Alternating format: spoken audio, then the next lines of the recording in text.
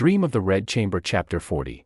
And we're looking at the Grandview Garden through the eyes of a very specific visitor, Laolao. Right. She's this impoverished countrywoman who somehow manages to talk her way into the inner sanctum of the super wealthy Jia clan. On the surface, this chapter plays out like a comedy. A classic fish out of water story. But if you look closer, it's a masterclass in power, aesthetics, and, well, the incredibly complex art of playing the fool. It's all about who holds the power and how you survive when you definitely don't. We've got a lot to unpack. We do. The invention of the luxury buffet, the hidden labor behind all this leisure, and a moment involving moss that I think explains class struggle better than some sociology textbooks. It's a fascinating case study. Let's dive in. So we have to start with the setup for this banquet. The chapter opens with Bao Yu, the young heir, the golden boy of the family.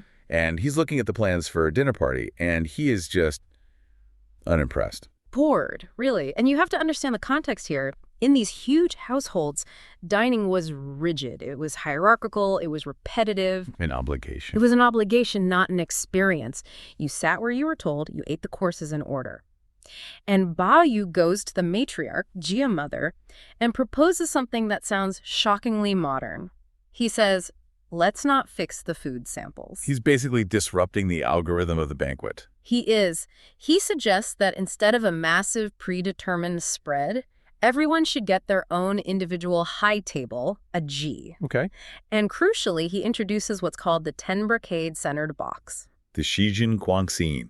It sounds like an object you'd see behind glass in a museum. Oh, absolutely. It was likely a masterpiece of lacquerware. But the function is what really matters here. Right, what did that? Imagine this beautifully crafted box divided into segments. It holds all these different delicacies, and he pairs it with a self-pouring wine pot for every single guest. So instead of being served, you pick what you like. You pick only what you like. It's the difference between a prefix menu where the chef dictates everything and a high-end tasting menu that you curate yourself. Or like the great-grandfather of the modern buffet, just super, super upscale. Precisely. And the insight here is really about the evolution of luxury.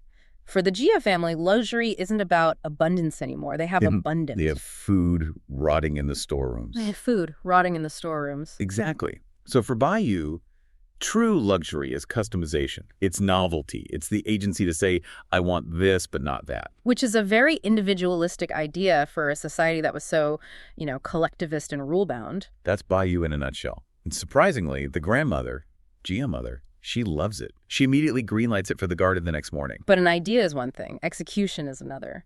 And this brings us to what I want to call the logistics of leisure. Yes. Because the text shifts to the next morning, and we see the machinery that makes this casual breakfast actually happen. We see Liu Wan, the widow who manages the household, up at the crack of dawn. While the masters are all sleeping, she's mobilizing the workforce. And this scene at the Zuijin Pavilion really stood out to me. They open it up to get extra furniture for this outdoor feast.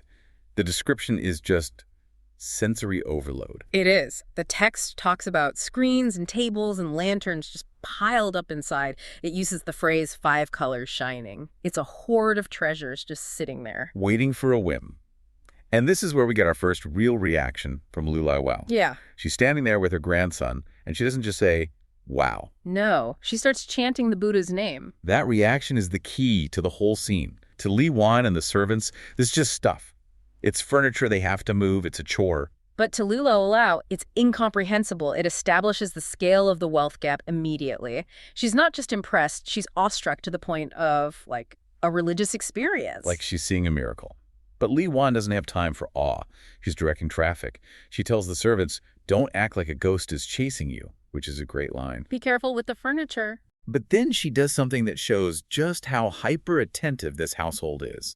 She orders the boats to be prepped. Right. She says, and I'm paraphrasing, I'm afraid the old lady might get happy and want to go on the water. Now get happy.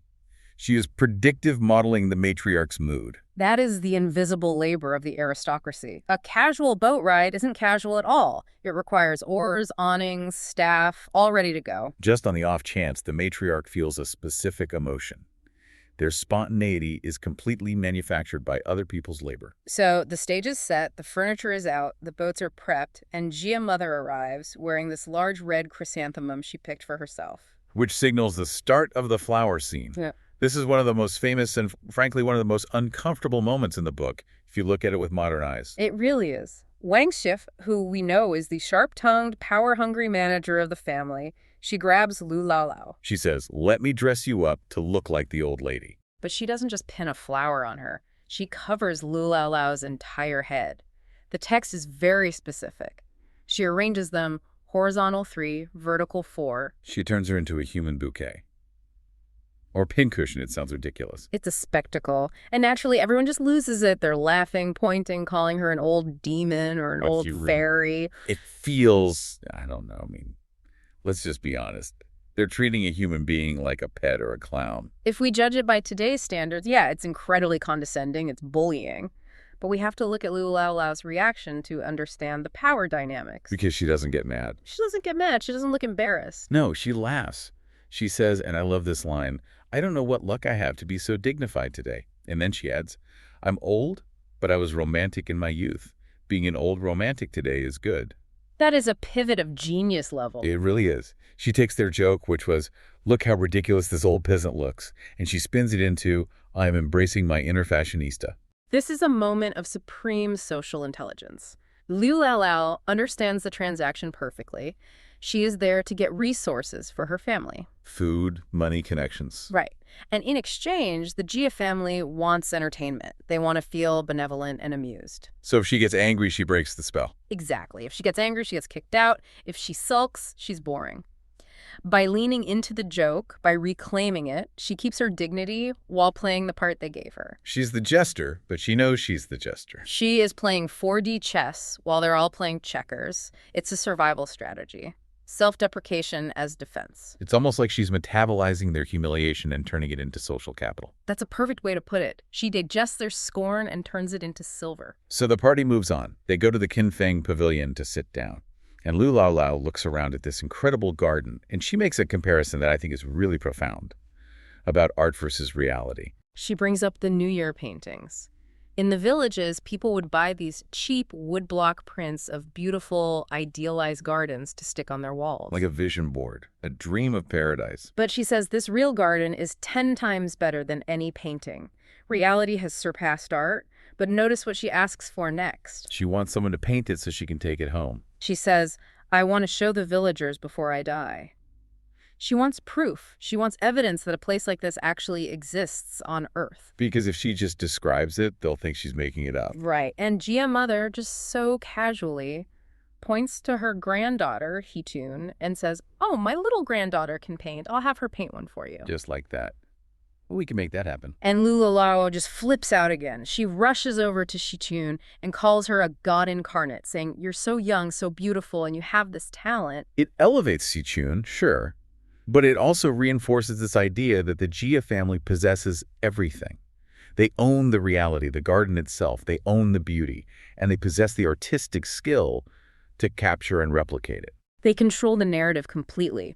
But the tour continues. They leave that pavilion and head to one of the most atmospheric spots in the book, the Bamboo Pavilion. Shaoxing Guan. This is where Lin Daiyu, the tragic heroine, lives. And the whole vibe changes. The source describes green bamboo everywhere, moss covering the ground, just this narrow stone path in the middle. It's moody. It's an aesthetic of seclusion, of melancholy, but practically speaking. It's also a hazard, which Lu Laolao finds out the hard way. She's walking with the group, and being the polite guest, she steps off the stone path to let the Jia family members pass.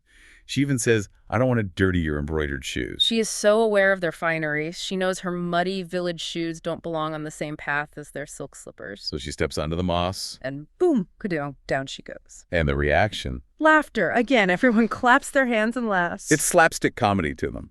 A woman falling is just... It is. But think about the ground itself.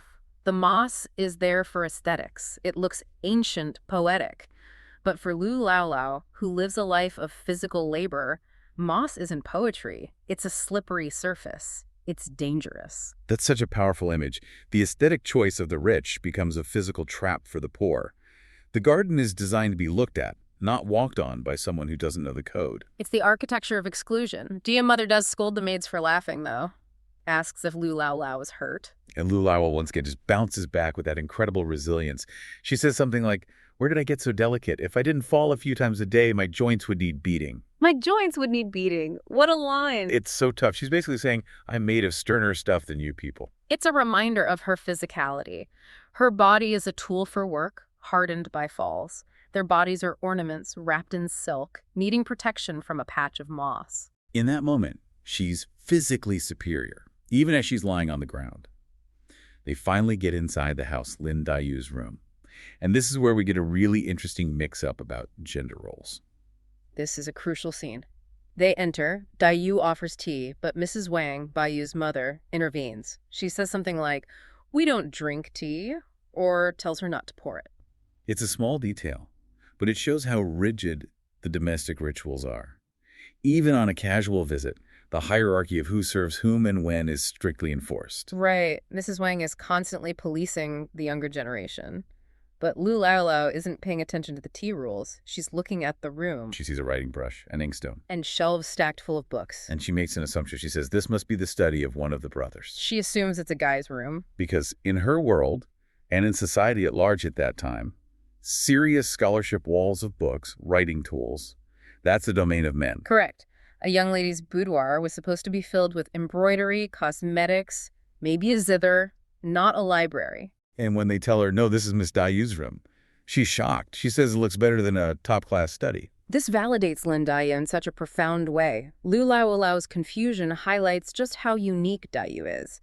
She completely defies the gender expectations of her time. It signals that she is an intellectual, equal to the men, maybe even superior. Laolao, the outsider, sees the truth of the room. It is a scholar's room, even if she's confused about who lives there. It's amazing how this one character, just by walking through a room or slipping on some moss, exposes so much about everyone around her. That's her function. She's the catalyst. She's the mirror. So if we synthesize all of this, the banquet, the makeover, the fall, we're looking at two totally distinct worlds occupying the same space for a few hours. The Jia family is obsessed with aesthetic perfection. Every flower, every piece of furniture, the moss on the ground, it's all curated for visual pleasure. And on the other side, you have Laolao. Her world is all about physicality and survival. She falls on hard ground, she becomes the butt of the joke, she eats what she's given. But while the Jia family treats her as entertainment, as their female jester, the text actually gives her this incredible dignity. It does. Because she sees everything so clearly. She knows the moss is slippery. She knows the flowers look ridiculous. But she plays the game. She has a resilience they just don't have. They need her to perform to feel good about themselves. She performs to survive. In a way, she's the strongest person in that garden. And that brings us back to that question of control. Is the person with the money always in charge? Or is the person who knows how to manipulate the person with the money actually pulling the strings? That's the eternal question of the whole novel, really. The rich are trapped in their rituals. The poor are free to improvise. And improvisation is a very powerful skill. We talk about that painting. Laolao wanted a painting of the garden to prove it existed. Right, to show her village. But the Jia family, Yeah. they were so eager to have it painted, too. They tasked Sichun with capturing it immediately. That is a provocative thought. If the garden is so perfect and they live in it every day, why do they need a replica? Well, maybe, just maybe, deep down, they know that this level of prosperity, this 5 colors shining, this mossy perfection, is fragile. Like the flower in Jia Mother's hair, it blooms and then it dies. So Laolao wants the painting to show where she's been. But maybe the Jia family needs the painting because they're terrified that one day the painting will be the only thing left. A haunting possibility. In a novel all about the decline of a great family, the obsession with recording the present often hints that the future is already lost. Meanwhile, we're at the Bamboo Lodge. This is where Lin Daiyu lives, the tragic, poetic cousin. right, it's morning. The matriarch of the whole family, Grandmother Jia, she walks in and she takes one look at the window and just stops. This is the catalyst. This is it. She looks at the window gauze, which is green, and the bamboo outside, which is also green, and she says, this is wrong. Aesthetically wrong. Yes. It's old, it's faded, the colors don't pop, she wants it replaced. And then in comes Fengji. Now, for those new to the cast, Fengji is like the CFO, the household manager. The powerhouse. Yeah, the sharp-tongued powerhouse.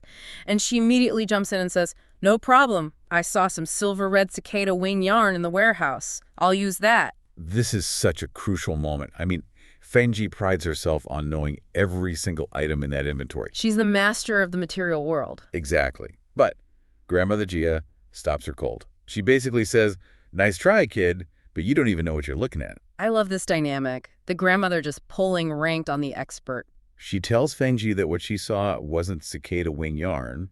It was something called soft smoke luo, or Ruwanyan luo. And the way she explains it is just... It's kind of devastating for the younger generation, isn't it? It is. She points out that even Aunt Sue, who's from a merchant family, she's handled thousands of fabrics. And Fengji, the manager, they have never heard of this stuff. That's the first big insight here for me. It's not just about fancy cloth, it's about lost knowledge. The grandmother is holding a piece of technology, really, that the current generation doesn't even have the vocabulary for. It signals that the family is just living off the fat of the previous generation. They can't acquire this anymore. The knowledge of how to make it is gone. So how does she describe it? Oh, beautifully. She says it's soft, light, but incredibly dense. From a distance, it doesn't look like fabric. It looks like smoke or fog. Hence, soft smoke luo. And she even lists the colors, which sound like something from a poetic paint chart. They do. Rain after blue sky, autumn fragrance, pine green, and the one Fengji found, silver red. Rain after blue sky. I mean, what a specific shade of cyan. But here's where it gets really interesting about the whole decline theme. Fengji tries to save face. Of course. She pulls out her own coat, which is current top-tier imperial-made stuff. She says, look, this is high quality. And Grandmother Jia just wastes her. Mercilessly. She calls the modern imperial goods thin wafers. She says they just don't have the body or the craftsmanship of the old soft smoke luo. Think about that. She is insulting the emperor's suppliers. Yeah. That is how confident she is in the superiority of the past. It just establishes this whole theme of lost quality. Everything new is a cheap imitation of the old. It's technological regression. They might have more cash, but they're poorer in culture. And then she does something impulsive. She orders the silver red for Dayu's windows, sure, but then she says, "If we find more, give a roll to Laolao." To the poor country relative, she's giving her the priceless, irreplaceable fog fabric. She suggests Laolao can use it for bed curtains, or maybe vests for her maids. Her logic is purely practical. It's going to rot in storage anyway. Wow, what a flex. It's a massive flex. Oh. To the grandmother, this legendary fabric is just scare material. But it also just highlights the gap. What's lost history to the rich is just shirt material for the poor. It's a different universe. And speaking of that gap, let's move to the tour. The group takes Laolao through the house. And we get this great technique of the outsider eye. Yes, which is so essential for the reader, right? We've been in this mansion for 40 chapters. We're kind of numb to the luxury. Laolao wakes us up. There's a moment where she sees a cabinet. She says it's so tall they need a permanent ladder to reach the top. And she remarks that this single piece of furniture is spatially larger than her entire house. That's such a visceral comparison. It is. One box in the Jia mansion occupies the same volume as Laolao's entire existence. The Jia family isn't doing this tour just to be nice. They want a show. They do. Which brings us to the main event, the prank at Morning Green Hall. This is where the tone shifts. It goes from aesthetic appreciation to something a little darker, or at least more complicated. So they all sit down for breakfast. The conspirators are Fengji, who we've met, and Yuan Yang, the grandmother's chief maid. And they decide to use Laolao as a female jester. The term is envy me PN. They want to make her perform for the matriarch's amusement. And I think it's important to point out there is a moral check here. There is. Luan, who's a very kind, simple widow in the family, she sees them whispering, and she warns them, don't be too naughty. But Yuan Yang just brushes her off. She's the director of this whole scene. Yes, she seats Laolao right next to the grandmother, a huge honor. So Laolao thinks she's being treated like royalty. Then Yuan Yang hands her the prop. The chopsticks. The chopsticks. This is the key to all the physical comedy. She gives Laolao a pair of old-fashioned square-edged ivory chopsticks with gold inlay. Ivory and gold. Sounds fancy. It's too fancy. They're heavy. They're square, so the edges dig into your hand. And the gold inlay makes them slippery. So she's used to light bamboo or wood. Exactly. She picks these up and says they feel like iron shovels or pitchforks. She says they're heavier than her farming tools. So she's trying to eat a delicate breakfast with gold-plated pitchforks? It's a setup for failure. It's a complete setup. Uh-huh. And then comes the script. Yuan Yang tells her there's a house rule. You have to speak a rhyme before you eat. Which is a total lie, of course. A total lie. So the food hits the table, the room goes quiet, and Liu Laolao stands up. And she shouts this earthy, ridiculous rhyme. Old Lou, appetite as big as a cow, eats a whole old sow without lifting her head. Eats a whole old sow, and then what? She puffs out her cheeks and she freezes. There's like 1 second of silence. The family is stunned. And then the explosion. The text here is incredible because it details exactly how everyone laughs. It's not just a generic ha-ha. It's a complete breakdown in social decorum. Right. You have to understand, in this society, especially for aristocratic women, you are supposed to be composed, restrained. You don't show teeth when you smile. And this joke just shatters that. Completely. Look at Xi Jiangyin. She sprays a mouthful of rice across the table. And Lin Daiyu, the delicate, tragic heroine who is always crying or writing sad poetry. She laughs so hard she clutches her chest and shouts, "Ayo!" She practically collapses over the table. It's one of the few times we see her purely in the moment. It breaks her character in the best way. It does. Yeah. And even the stiff, strict characters lose it.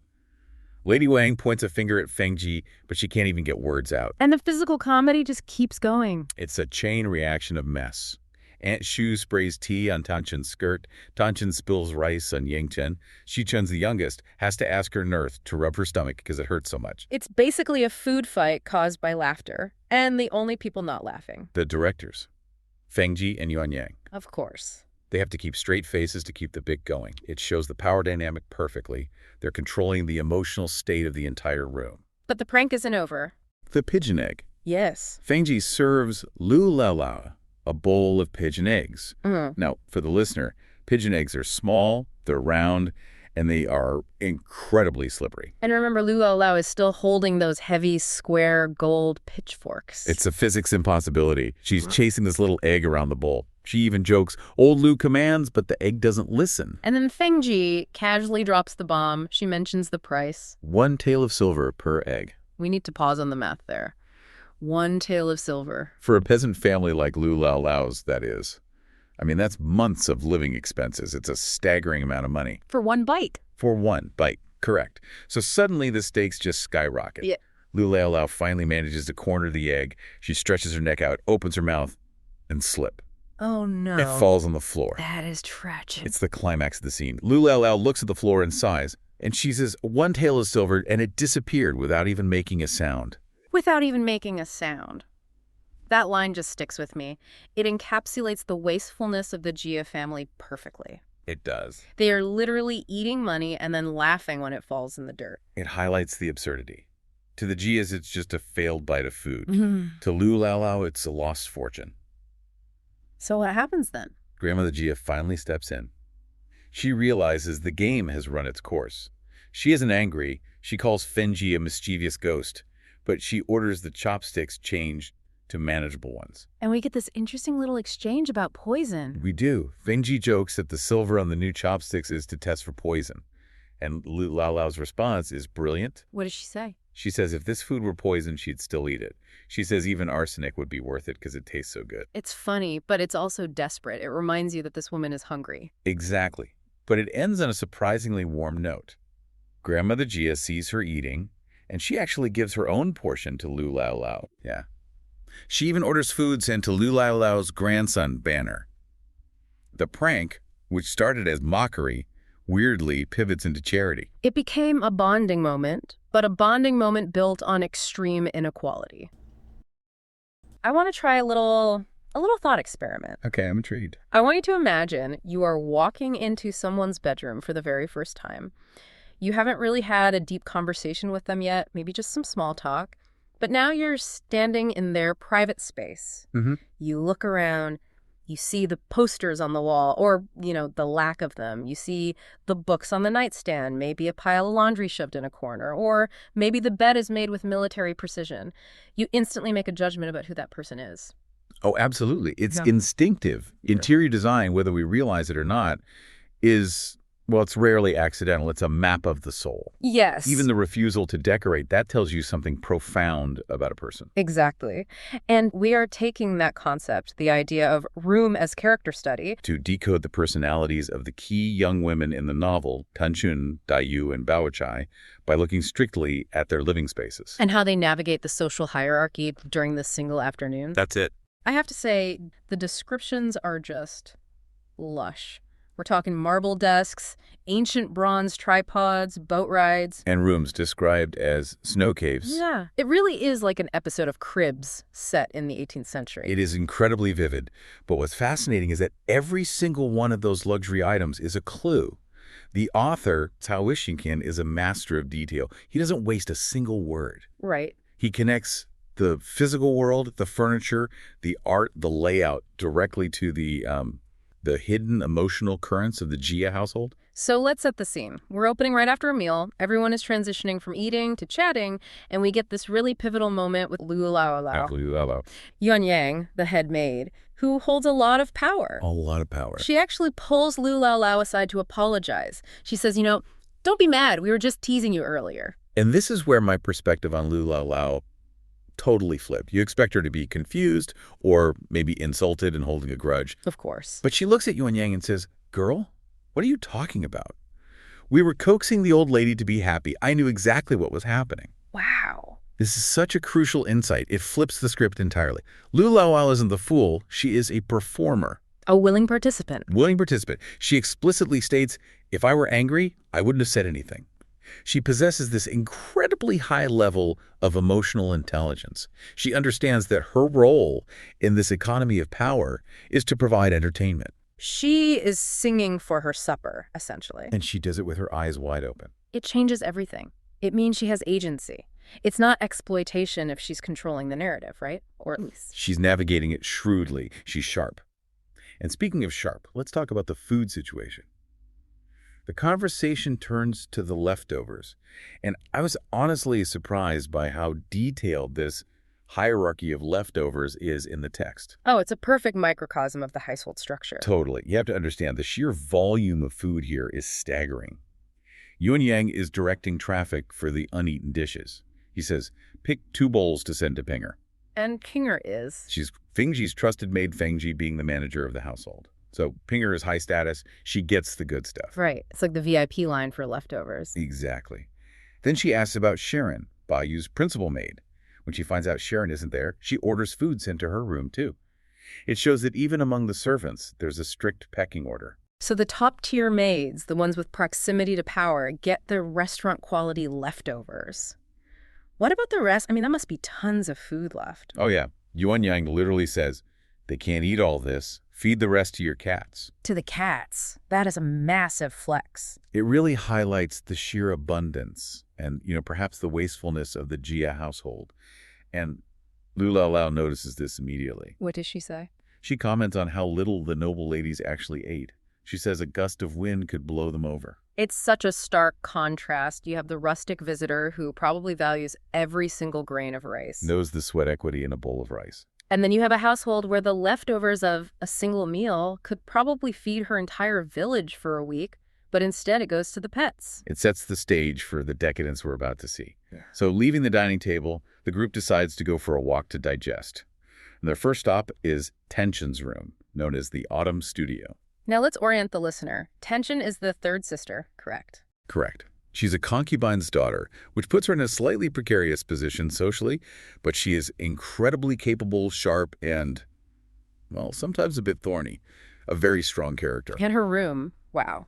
The text describes it as having this broad and open feel. That is the key detail. The source notes that Tanchun likes things. Kuang, broad, bright, and expansive. But what does that mean in practice? Well, in traditional Chinese architecture at that time, you'd usually have partitions, right?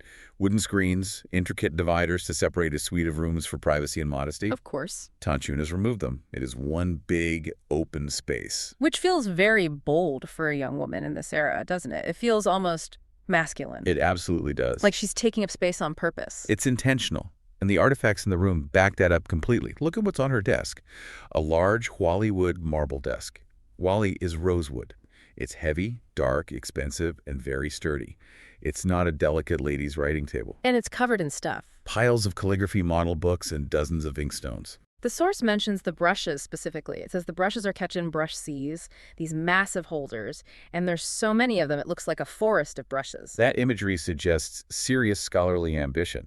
I mean, she isn't just dabbling in art, she's immersed in it. A forest of brushes implies she's working, studying, writing constantly. And what else is there? She also has a large ding tripod on the table. A ding tripod. What is that exactly? A ding is an ancient ritual vessel, usually bronze, associated with emperors and state worship. It represents heavy authority and history. Placing that on your desk is, well, it's a power move. And on the wall, she has a large painting by Mi Zhanyang called Misty Rain in Calligraphy by Yan Lugong. These aren't delicate flower paintings. No, they are heady hitters, as you'd say. Yan Lugong's calligraphy is famous for being upright, muscular, forceful. Kan Chun is projecting an image of the literati. She's aligning herself with the male scholar class. Yes. She's telling anyone who walks in, I have the mind and the spirit of a gentleman scholar. She is asserting agency in a world that tries to limit her because of her gender and her birth status. It paints such a clear picture of her, but then right in the middle of this highbrow scholarly tour, we get a slapstick moment, literally. Yes, the clash of worlds again. Banner, who is Laolao's grandson, a little kid, he starts running around. He sees a white jade chime hanging on the wall and tries to hit it. And then he sees a Buddha's hand, citron. Now, for the listener, this is a citrus fruit that looks like creepy yellow fingers. It smells amazing, but it's mostly rind. You can't really eat it raw. It's for decoration. Exactly. But Banner is a hungry kid. He sees fruit, he grabs it, and he tries to gnaw on it. Tanshin actually handles this gracefully. She realizes he doesn't know better and gives him one to play with. But Lu Laolao is mortified. What does she do? She slaps Banner's hand and calls him a yellow spawn. Yellow spawn. That is quite the nickname. It just highlights the tension. Tanshin's room is a temple of refined aesthetic. Banner is a child of the earth who just wants to eat and make noise. That slap is Lu Laolao trying to beat the rustic out of him to fit into this delicate environment. She knows the rules, even if her grandson doesn't. She does. So they leave the scholarly grandeur of Tanshin's room and head outside. And this leads to one of my favorite scenes, the boat ride. The transition here is lovely. Jia, the matriarch, hears distant music flutes and drums and realizes the household actresses are practicing somewhere. And Jia, being the director of this whole show, decides the acoustics aren't right. She stops everyone. She orders the musicians to go play in the water pavilion. Why? Because the music sounds better borrowing the water sound. It just shows her sophistication. Yeah. She isn't just rich, she has true taste. She understands that sound traveling across water gains a certain ethereal quality. Filtering out the harshness. Exactly. She is curating the sensory experience for everyone. She knows exactly how to maximize the beauty of the moment. So they all pile into boats to get to the next location. And of course, Fengji, the Iron Lady manager we mentioned, she decides she wants to pull the boat herself. It's such a great character moment. Yeah. Fengji is ambitious. She wants to show she can do anything. She loves control. But the text says she's standing on the bow, the boat is small, there are too many people, and she starts wobbling. Panic ensues. The most powerful manager in the house almost falls into the pond. She has to quickly hand the pole back to the servant and squat down. It's this rare moment where we see Fengji physically unstable. It humanizes her just for a second. Before she regains her composure. But once the boat settles, we get this quiet, profound moment between Bao Yu, the male protagonist, and his cousin, Lin Daiyu. They're looking at the lotus pond. Right. And it's a total shift in mood. It's autumn, so the lotuses are dying. The pond is full of brown, withered leaves. And Bao Yu, he doesn't like it. No. Bao Yu, who generally loves beauty and hates ugly things, starts complaining. He says, these broken lotus leaves are hateful. Why haven't they been pulled out yet? He wants them gone. He wants the perfect view. But then Lin Daiyu speaks up. And remember, Daiyu is the sensitive, poetic soul of the book. She is. She says she usually doesn't like the poet Li Shangyin. Which is a strong opinion in itself. Li Shangyin is a Tang Dynasty poet known for being very dense, illusion-heavy, obscure. Right, she's a critic. But she says she loves one specific line of his. Leave the withered lotus to hear the sound of rain. Leave the withered lotus to hear the sound of rain. It reframes the decay completely. How so? The broken leaf isn't trash, it's an instrument. It's there to create a sound rhythm when the autumn rain hits it. It turns a visual eyesore into an auditory experience. And Bayou's reaction is instantaneous. He doesn't argue, he just says, "Indeed a good line, we won't have them pulled out then." This is a perfect example of their deep connection. Bayou and Dayu share this unique aesthetic sensitivity. They can see beauty in melancholy and decay, what the Japanese might call wabi-sabi or autumn sentiment. While everyone else is looking at the gold and the jade. These two are bonding over a dead leaf. It separates them from the rest of the group. It really does. It shows they're on their own frequency. But speaking of frequencies, we're about to hit a station that is broadcasting. Well, nothing but static. Huh. We arrive at Bao Chai's room, Hangui Yuan. The contrast here is jarring. First, the outside. The source describes it as having strange fragrances and creeping vines with coral-like berries. It sounds lush, almost wild. Again, you step inside. And it is empty. The text literally calls it a snow cave. A snow cave. Let's list what's there.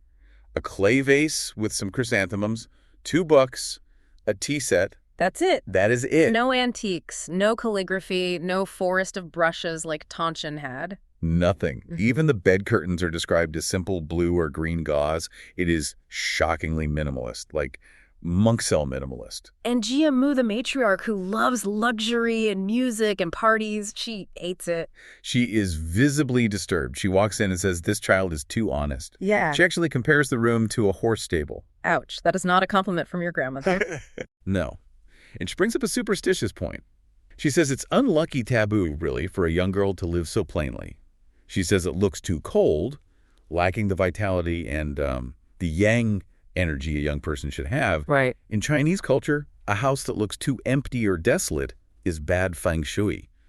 It looks like a house in decline or a grave. She basically says, if you live like this, I might as well go live in a horse stable.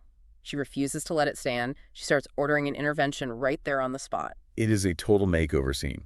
Jia Mu calls for her own private collection, her Tatiji stuff she hasn't even shown by you. So she's bringing out the good stuff. The really good stuff. She lists specific items: a stone bonsai, a gauze table screen, an ink-smoked stone tripod. And she orders the curtains to be replaced with white silk ones that have ink paintings on them. She's trying to force texture and history into the room. Yes, she wants to fill the void. She is literally trying to decorate away the emptiness. So what does this tell us about Bao Chai? We saw Tanshin's room was full of ambition. She wants to be a scholar. Dayu finds beauty in the broken lotus. She's the poet. Why is Bao Chai, who is often seen as the perfect future wife, living in a snow cave? That is the million-dollar question. The text gives us a few hints. Her aunt says Bao Chai doesn't really like these things. But I think there's a deeper analysis here. Tanshin projects her personality outward onto her room. Look at me, I am strong. Right. Bao Chai withdraws. It's almost like she's erasing herself. Or perhaps she's signaling a detachment from worldly desires. In a house obsessed with status, wealth, and objects, Bao Chai presents a vacuum.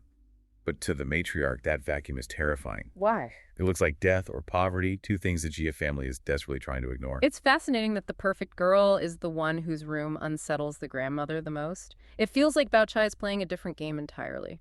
Precisely. Tanshin's grandeur, Jia Mu understands. That's power. Dayu's poetry, Bayu understands. That's emotion. But Bao Chai's emptiness. It's a puzzle they can't quite solve. It's impenetrable. Okay, let's shift scenes. The scene's in the pavilion of floating green, and the text focuses on the seating right away. It mentions 2 main couches with brocade cushions and rong mats. I had to look up rong mats. That's not your standard bamboo mat, is it? Oh, far from it. Rong implies a very fine, soft, high-quality material. It signals that even the texture under their clothes is curated for luxury. But honestly, it's the tables that catch my eye. The shapes. Right. It's not just one big banquet table. No, and that's so telling. We sit around one big table to, connect. Here, the text specifies individual tables, begonia-shaped, plum blossom-shaped, lotus leaf-shaped. It sounds beautiful, almost like a garden made of lacquer. It is visually stunning, but think about the psychology. It's isolating. You are literally boxed into a plum blossom or a sunflower. You're an ornament in the garden, not just a person eating lunch. Wow. And speaking of ornaments, the servingware sounds like something you'd be terrified to even touch. It says each person gets a 10 brocade enamel cup. And a black-silver engraved self-pouring pot. Okay, we have to pause on the self-pouring pot. That sounds incredibly modern, like some kind of gadget. It sort of is. It implies a mechanism, probably a specific center of gravity that makes pouring effortless. You don't even have to tilt a heavy jug. You don't have to fight physics to get your wine. The machinery of the house serves you. That is extreme luxury. So we've got this incredible automated setting. Now, let's look at the seating chart, because in this book, where you sit is who you are. Absolutely. The text gives us a clear map of power. At the very top on the couches, you have Grandmother Jia, the absolute authority. The sun, this whole solar system orbits. Yes, and Aunt Sue, the honored guest. Below them, Lady Wang. And then, interestingly, on the east side, you have Laolao. The country granny. That seems like a pretty good spot. It is. In traditional protocol, the east is for the guest of honor. So on paper, they're treating this peasant woman with immense respect. Because she's sort of isolated over there, doesn't she? Exactly. She's the anomaly. Then on the west, you have the cast of beauties, the younger generation, Xishangyin, Baotai, Dayu, and Baoyu is at the very end. But there are two key players who aren't really sitting in the same way, right? Feng Ji and Luan. Correct. The text places their tables within the third threshold outside the second layer of gauze curtains. It's this very specific architectural limbo. They're hovering. They are. They're eating, but they're positioned to manage. It's a reminder that Fenji, despite all her power, is still a manager of the household. She's working this party, not just attending it. So everyone's in their spot, the enamel cups are out, and Grandmother Jia decides she wants to spice things up. She proposes a drinking game. And you have to see the reaction.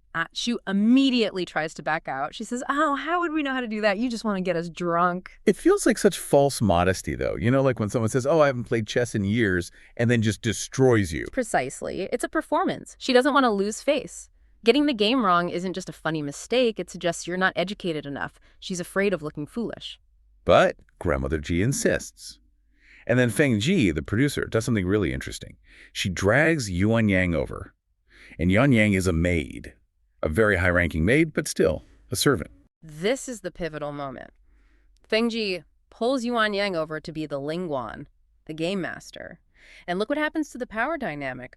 Lady Wang, the mistress, orders a chair for Yuan Yang. The servant sitting at the master's table. And Yuan Yang doesn't just sit there shyly. She takes charge. She apologizes first, half refusing, half accepting. But once she sits, she drops the hammer. She says, "Wine orders are as big as military orders." Military orders. That is so intense for a dinner party. It is. She declares, regardless of noble or humble status, I am the master. It's this carnival moment. The servant becomes the dictator. And we immediately see who is most afraid of this new dictator. Laolao literally tries to run for it. It's both tragic and hilarious. She gets up, tries to leave, saying, "Don't trick me, I'm going home." She knows she's completely out of her depth. And the maids physically pull her back. They drag her onto the seat, and she's begging, "Spare me." But Yuan Yang is ruthless. She says, anyone who speaks too much gets a penalty pot. It sets the stakes. You perform or you drink. There's no opting out. So, okay, let's explain the performance. What exactly are they playing? The text mentions bone tiles. These are basically dominoes. And the game Yuan Yang sets up is incredibly complex. It's a 3-step cognitive test. Okay, walk us through it. So step 1, Yuan Yang shows a tile and describes it. Step 2, a second tile. Step 3, a third, and then she announces the name of the set those 3 tiles make. Right, so like a full house in poker, these domino combos have names. Exactly. And the challenge for the player is they have to come up with a line of poetry or an idiom that rhymes with the tiles and fits the context. It's like, I don't know, like freestyle rapping while also doing algebra. That is, yeah, that's actually a very accurate comparison. You have to handle the math of the tiles and the art of the poetry at the same time. So let's see how the pros do it. Grandmother Jia goes first. Her turn is fascinating. Yuan Yang shows a heaven tile. Grandmother Jia says, green sky overhead. Very standard, very authoritative. But then it gets a little weird, doesn't it? Yeah, it does. The final combination is called the disheveled ghost.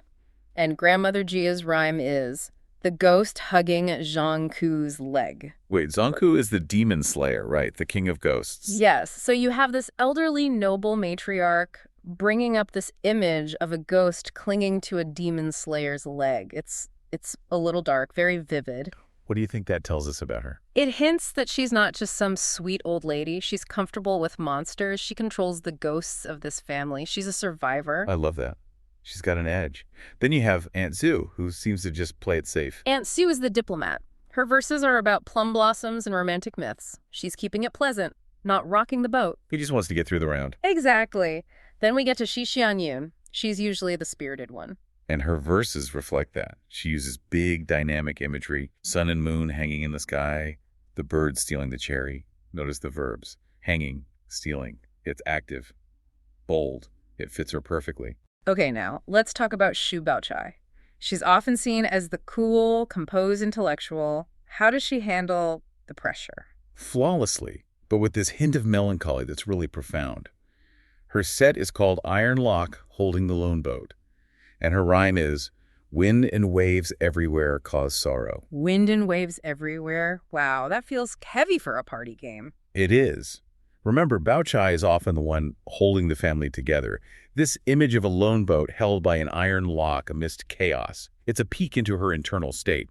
She is the iron lock, but she's surrounded by wind and waves. She's revealing her exhaustion, just for a second. But so elegantly that no one really notices. And then we get to Lin Daiyu, the romantic, the poet. And this is where the text gives us this tiny blink-and-you-miss-it drama. This is my favorite part of the whole scene. Yuan Yang deals the tiles. Daiyu responds instantly. Beautiful scenery, but helpless heaven. Sounds lovely. What's the problem? It's a direct quote from the Peony Pavilion. Okay, so for those of us who aren't scholars of Ming Dynasty drama, why is that controversial? It is the play about dangerous, consuming passion.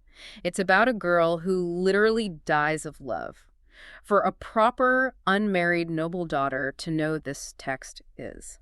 Well, it's risque. It's like quoting a very explicit romance novel at a church picnic. And she doesn't stop there. No, her next line is from The West Chamber, another famous romance play.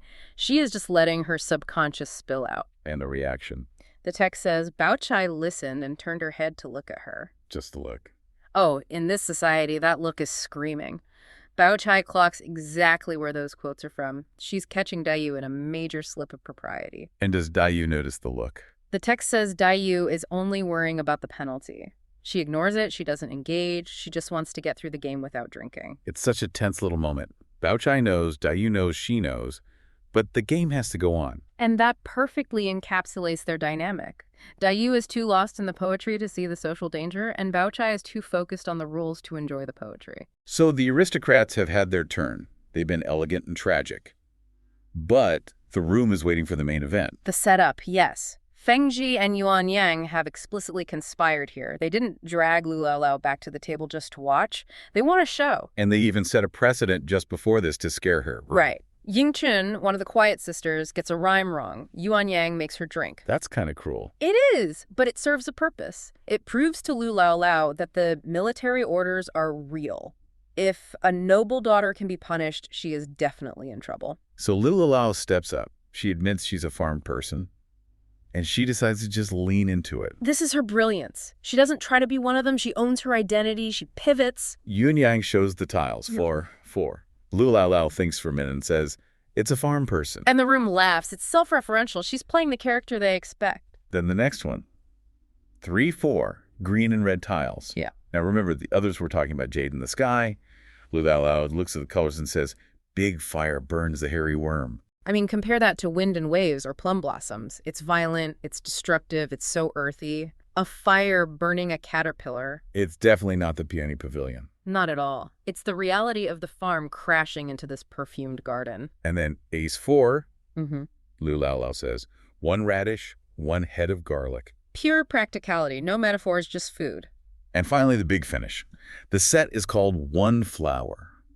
And Lu Laolao delivers the line that destroys the room. The flower falls and grows a big pumpkin. The text says, Wogua, a big clumsy pumpkin or squash, and the reaction is just instantaneous. The text says the people roared with laughter. It's an explosion. It's a moment of total release. You've had all this high-pressure intellectual posturing, everyone trying to be clever, worrying about military orders, and then Lu Laolao just says, pumpkin. It just cuts through everything. It does. It shatters the pretension. The contrast between Daiyu's helpless heaven and Lu Laolao's big pumpkin is the essence of this chapter. It reminds everyone that outside this garden, there is a world where things grow and get burned and get eaten. And the scene just ends right there. The source cuts off, leaving us on that high note of laughter. It's the perfect narrative beat. The tension is broken. The hierarchy is flattened by laughter just for a second. The matriarch, the strict maid, the depressed poet, and the farm granny are all just people laughing at a squash.